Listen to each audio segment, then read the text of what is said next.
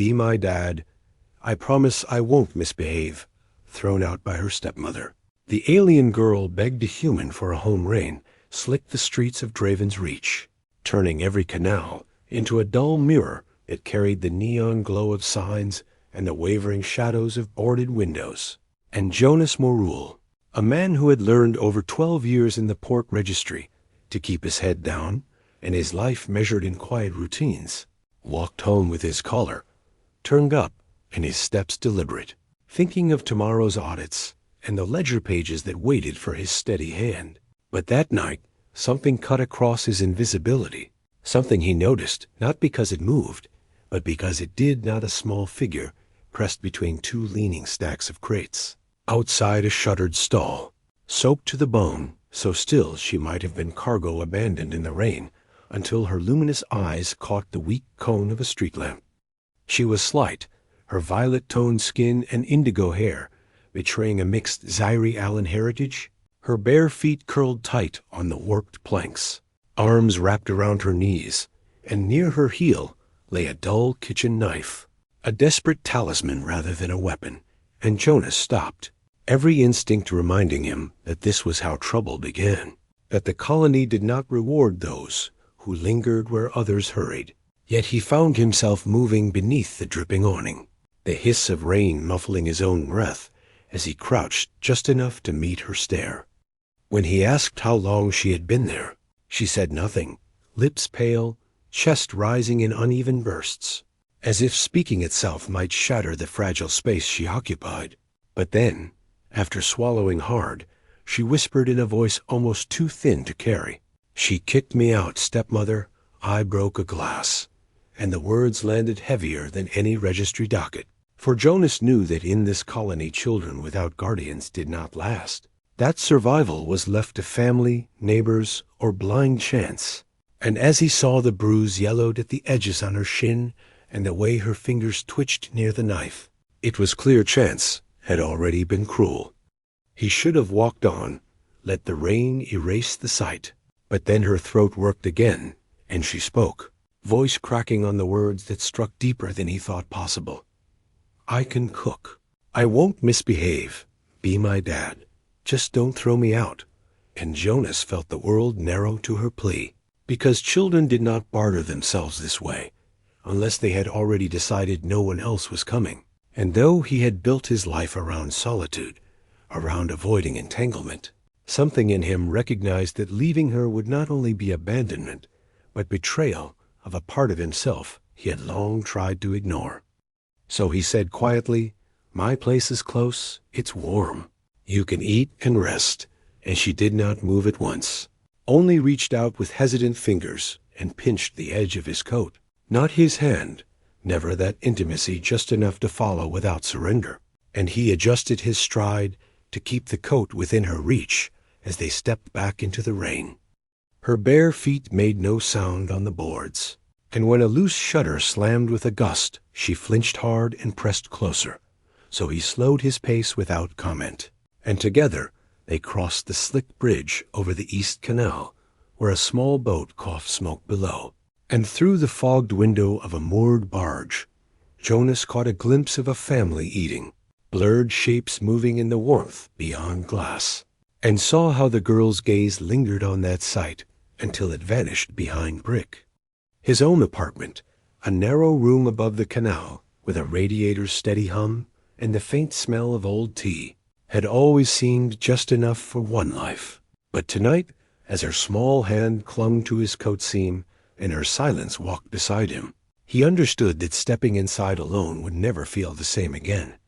Inside the stairwell, the stone walls dripped with damp, and the light above the landing flickered, casting long shadows that wavered as Jonas led the girl up to his small apartment, a space that had always been a sanctuary of order, but now felt like something else entirely with her, bare feet leaving faint marks on the worn steps.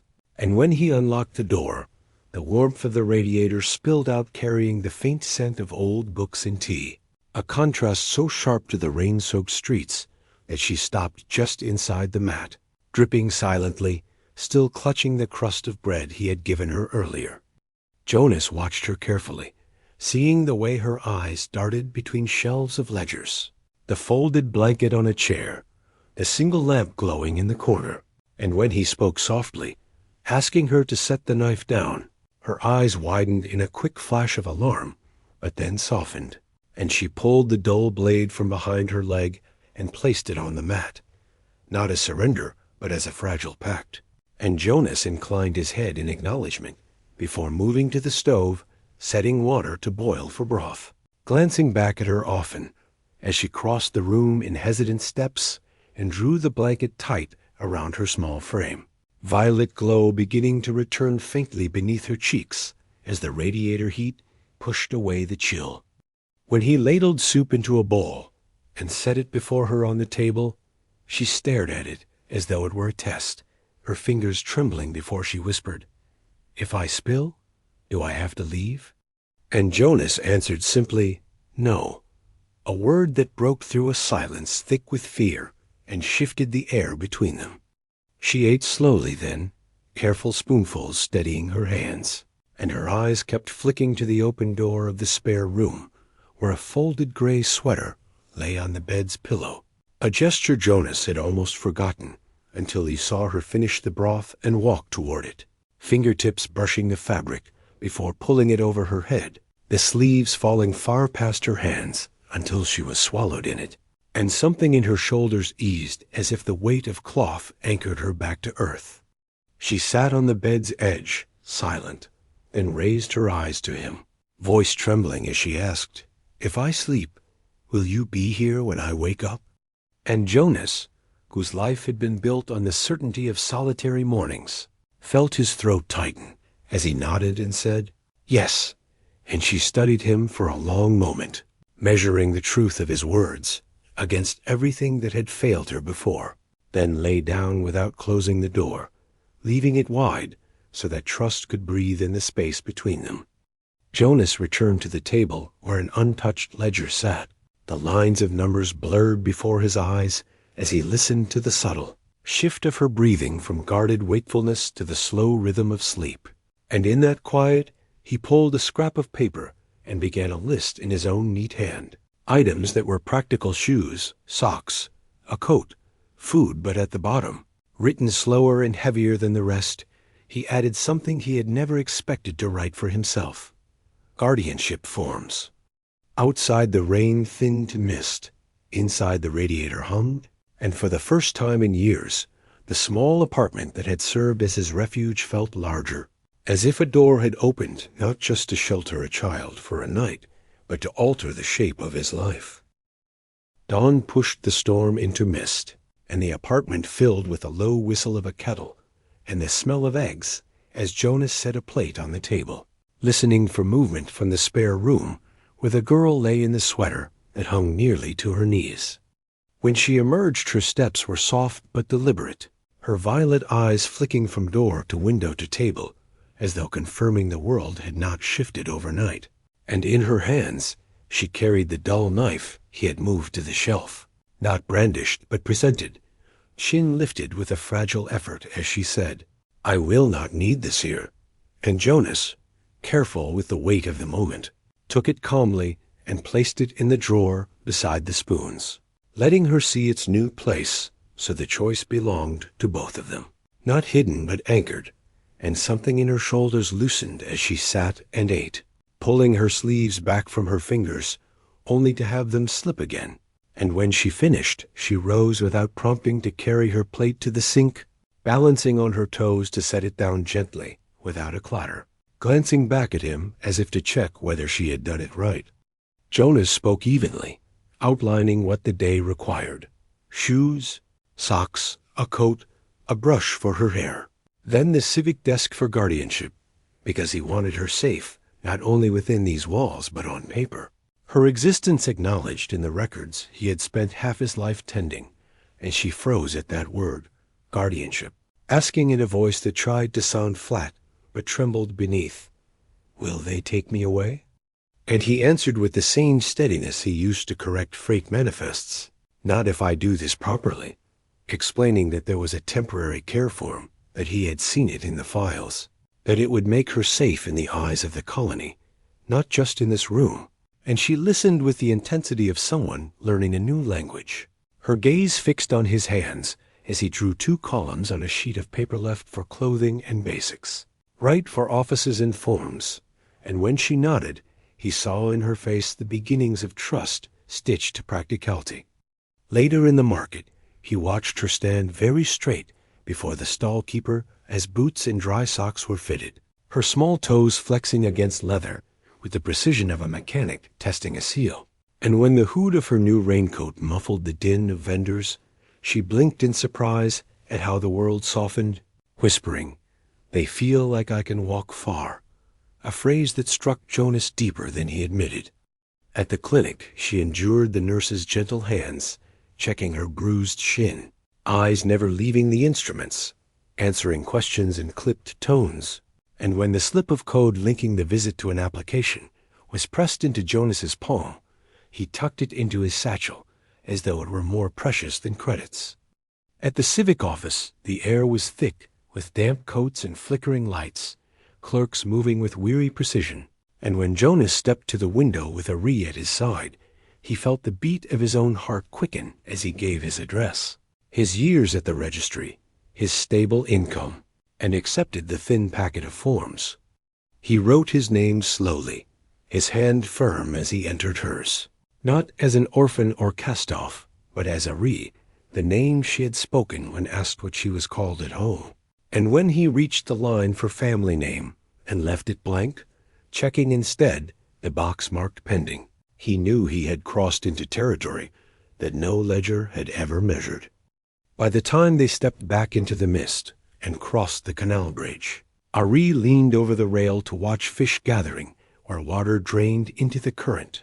And when Jonas asked softly if her mother had liked the water, she answered in that quiet voice she used when giving him pieces of her past. She said it was proof something kept moving even when everything else stopped, and Jonas filed the detail away as he did important records, not to be forgotten, because he knew this was only the first page of something much larger, something he had not planned but could no longer imagine refusing.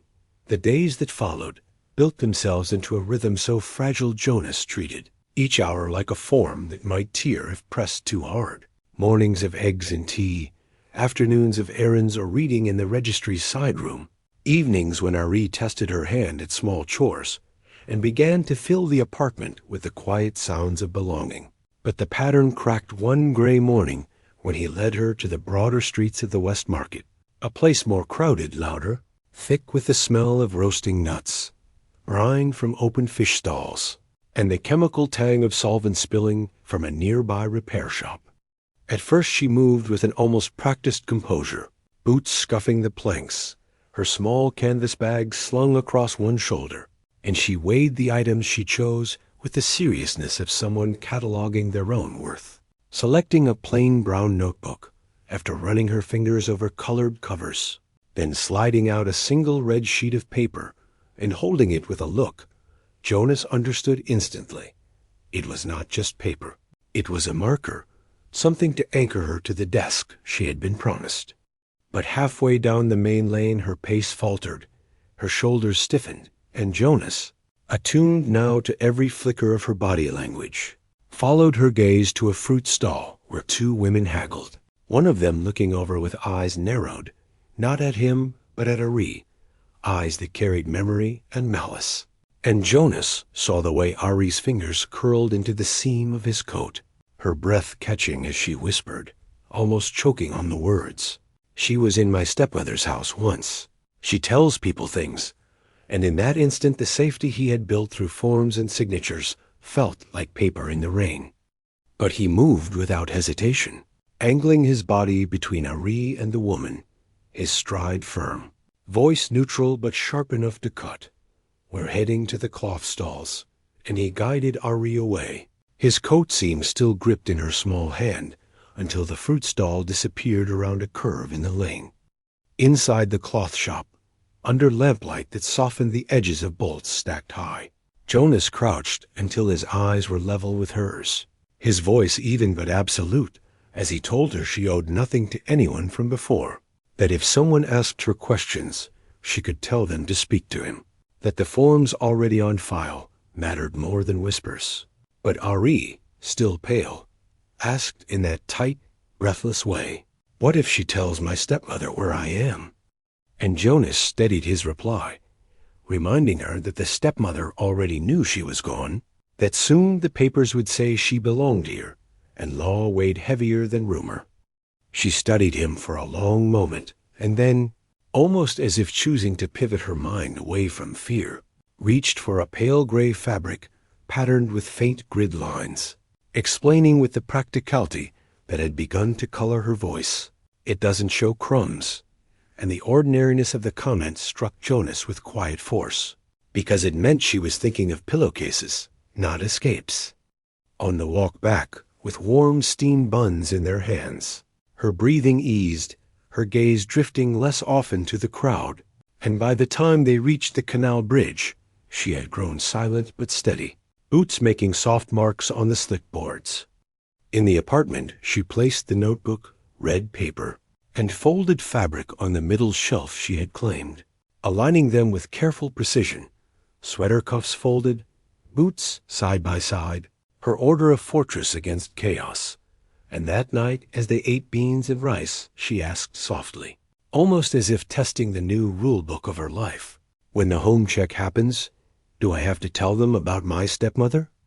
And Jonas, spoon pausing mid-air, told her she could say nothing at all if she wished, that she could tell them only that her room was quiet and she had her sweater. And Ari nodded slowly, the line of her mouth tightening not in fear this time, but in the careful satisfaction of someone memorizing rules that finally bent in her favor.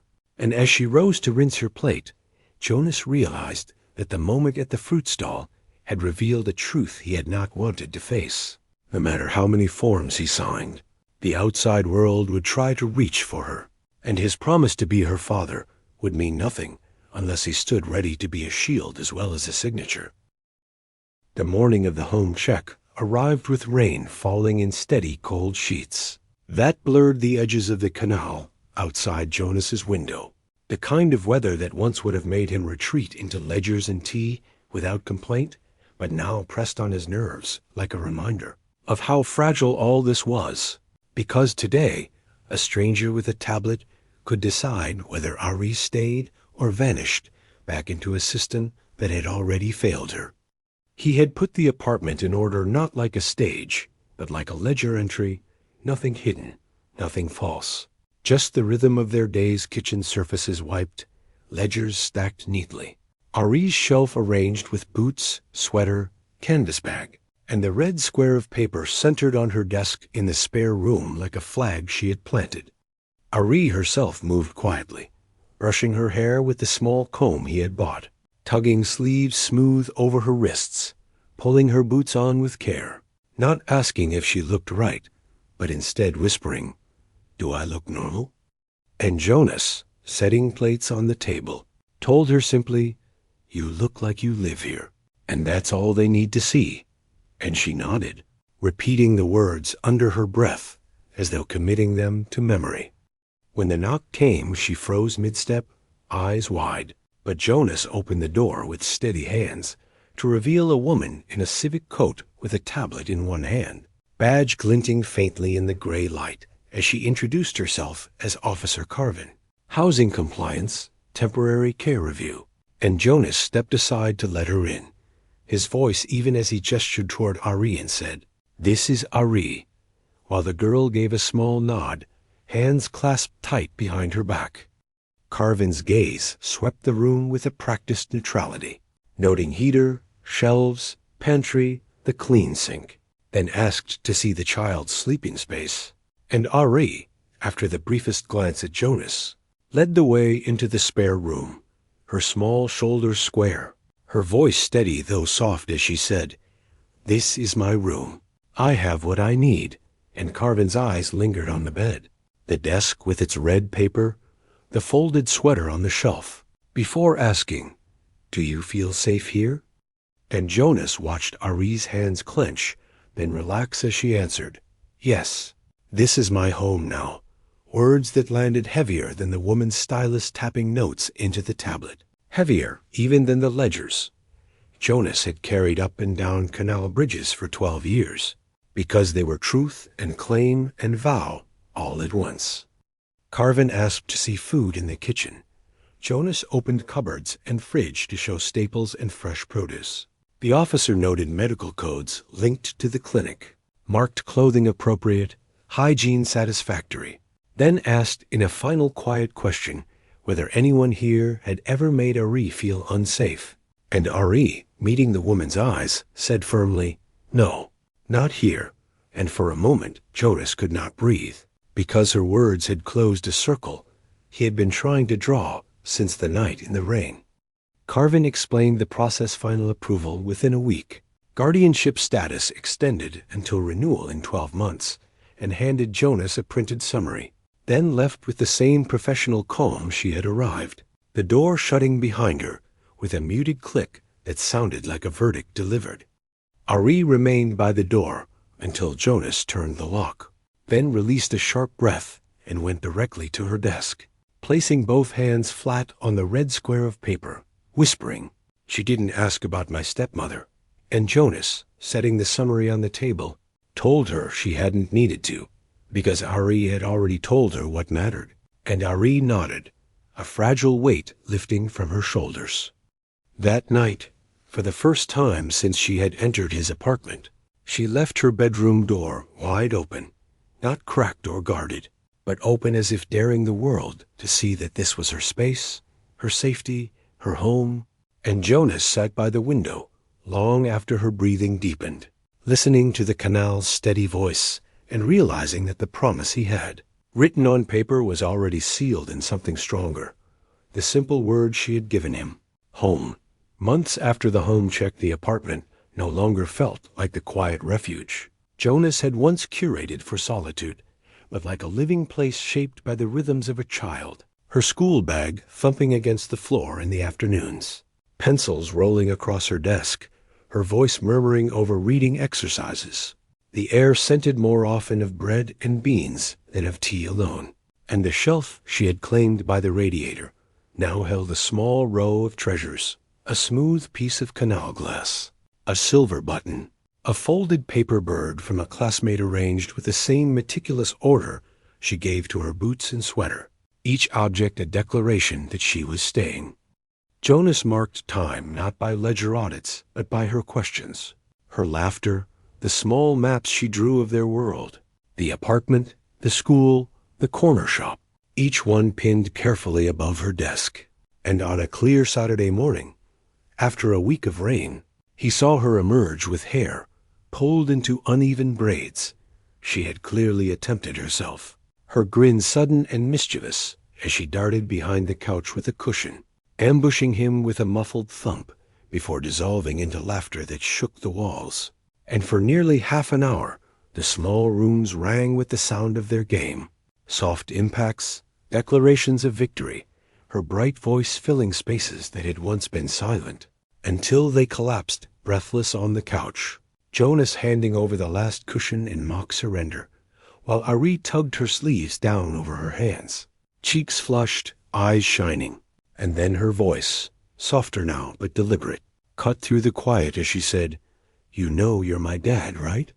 And Jonas, caught off guard, felt the weight of months distill into that single moment as he answered, steady and sure, "I know." But she shook her head and pressed, "Not just because of papers, because I say so." And he met her gaze without flinching, answering with equal certainty, "Then I'm your dad, because you say so." And she leaned against his arm, murmuring, "Thanks, Dad," the word tentative yet claimed, tested aloud, and then owned. And in that instant, Jonas felt something settle inside him. Not a sudden revelation, but the confirmation of what had already been true, that his life of ledgers and quiet had bent into something larger, warmer, and infinitely more fragile than anything he had chosen before. Later that afternoon, over bread and soup at the table, Ari told him about a story she was reading at school of a girl who built a home from found objects. And Jonas realized how much it mirrored the drawings she had pinned on her wall. The apartment with its radiator and couch, the view from her school desk, the route to the shop, and finally, a picture of the two of them at the table with a red square of paper between them. An image that made his chest ache with a mixture of pride and fear, because it meant she believed in permanence. And permanence was something Draven's reach rarely allowed.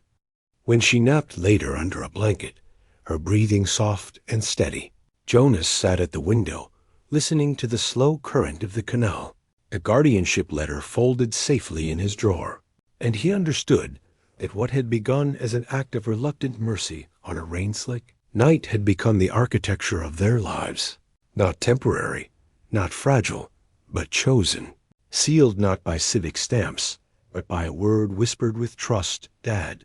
And he knew with absolute clarity that whatever storms might come, he would stay.